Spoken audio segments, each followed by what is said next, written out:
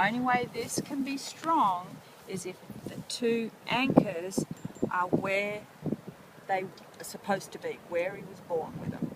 What happens with a poor fitting saddle is that if something's sat too far forward, sat on top of the shoulder blade or right in behind it, or is too narrow or too steep in the bar, that horse tries to get away from that pain. How he physically gets away from that pain is he elevates his head slightly, he draws his shoulder blades in, and his shoulders aren't drawn in bad.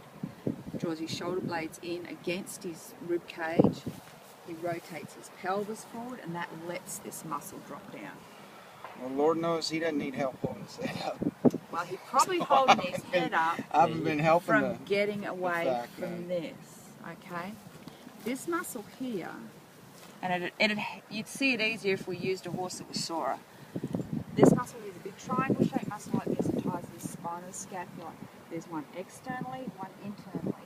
It elevates the shoulder. Every time the foot goes forward, it elevates that shoulder, and the foot goes forward, elevates the shoulder, and the foot comes back.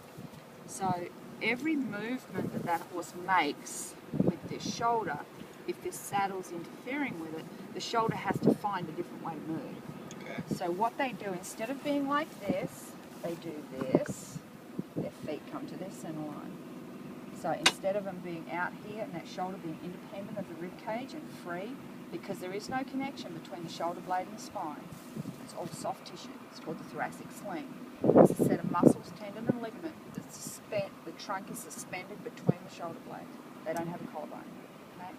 They bring their shoulders in like this. Their feet come to their center line. Instead of the foot going down, place the heel first, rock across with the toe pushing off.